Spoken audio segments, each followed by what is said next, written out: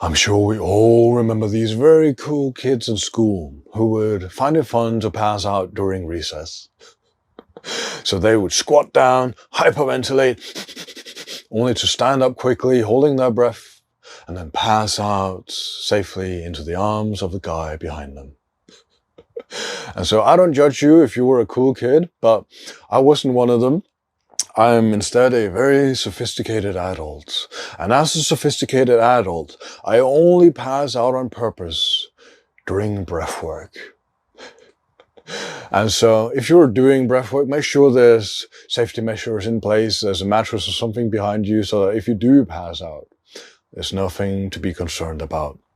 But the reason I bring this up is because I find people in my day-to-day life, clients, people I meet, both online, in person, and even Wim Hof himself, shocker, right?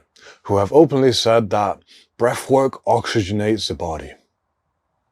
Well, I thought so initially, but I've been doing breathwork and exploring this modality and endeavor for over 9 years.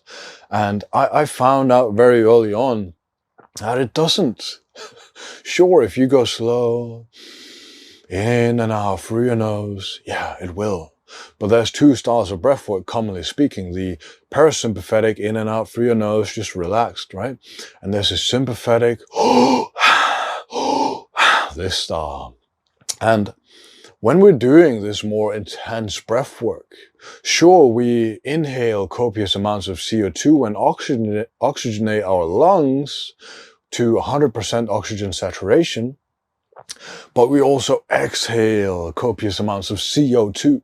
CO2 being the signaling molecule that allows O2, oxygen, to enter into the bloodstream of cells. And so if there's not enough CO2 present to oxygenate the body and cells in this way, we achieve a state called hypoxia. And hypoxia is really just a fancy term for saying a lack of oxygen. And so when we're in this survival state, of course, we don't ventilate ourselves in such a way that we can oxygenate our system. And this creates the sympathetic nervous system response. And when we're in this state, and there's not the oxygen supply necessary, the body concentrates the blood, the oxygenated blood, in the areas that need it most. So that would be the back portions of the brain, the heart, and perhaps the outer extremities like the muscle tissue.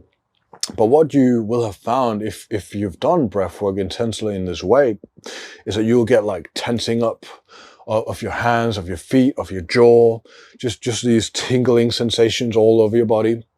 And spiritually, metaphysically speaking, we can put this into terms of energy and say it's like the life force energy moving through you. And I like to envision it in this way personally, but really, physiologically, if we break it down, it's really just that, yeah, your body doesn't need the blood in your hands and toes right now or your jaw, so it pulls away the blood from those tissues, and that will cause the cramping and the tingling and all this stuff. But that by itself is not dangerous. Your body, if you pass out from a lack of oxygen, will reboot your autonomic nervous system and start the whole process over. So there's nothing to be afraid of doing breath work, but it's important to understand what we're actually doing here, because this leads me to why breath work, like long duration breath work, especially in this intense fashion, is so fascinating. Because if you know anything about psychedelic experiences and their pharmacology, they tend to sort of deconstruct the egoic centers of the brain. And this is interesting because what happens when we draw away the blood from the prefrontal cortex back to the more survival-centric areas of the brain?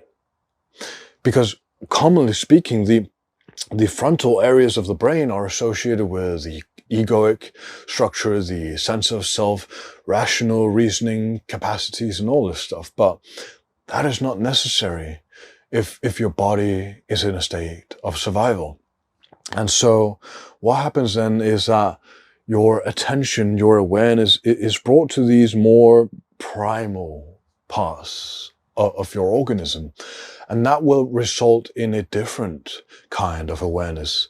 It will result in your subconscious mind coming to the surface.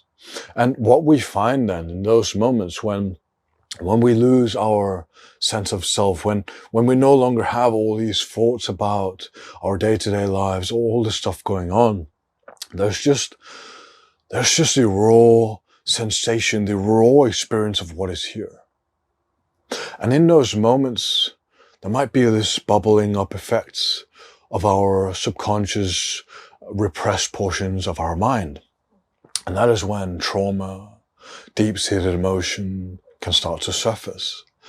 And that is also when we might gain insights, intuitive insights and wisdoms that might just arise magically and be clarified to our awareness.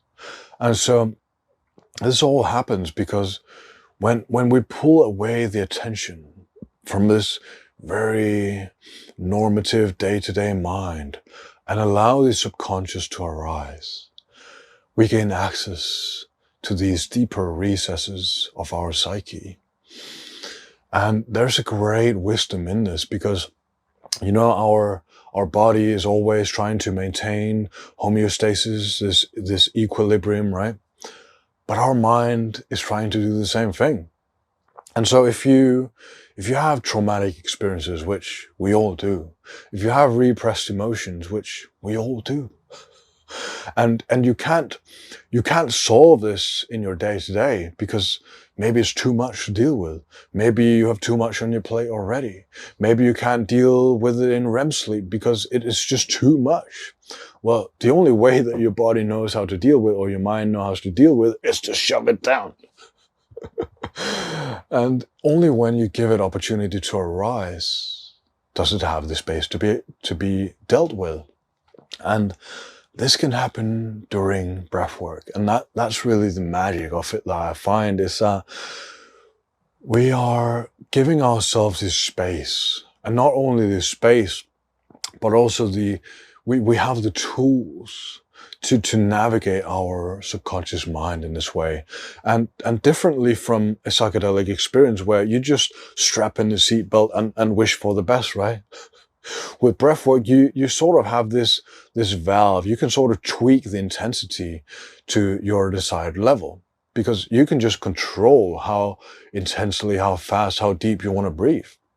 And that's how you control the intensity of the experience. So if stuff comes up that is, you're not ready to face it or to deal with it, just calm down, return to normal breathing, and it'll all be okay. If you're strapped in for a 12-hour trip, my God, you're in for a big one. And so that's really why breathwork is more applicable to most people, because you have more control and you're in the driver's seat. Whereas with psychedelics, you're just a passenger hoping not to crash. But when we are in the driver's seat, we can navigate our subconscious mind in this way, and we can embrace our feelings more so. We can go into it with more intention and to be assured that nothing is going to harm us on the way, that nothing uncertain is going to come up, because we can set the stage. We sort of know what to expect. And this really gives us the tools of transformation. And that is why I take people through transformational breathwork journeys where, I mean, I have people on the floor just crying, bawling their eyes out, screaming at the top of their lungs, shaking and doing all sorts, because this is an exorcism that you're going through or taking yourself through. And although I may be on the side, guiding you, being there, being present, just holding space, if you're the one doing the breathing, you're on your own. I'm not doing the breathing for you, but it's really amazing for me to witness and also to have witnessed in myself the transformational capacity that this very simple tool of breathing in and out has.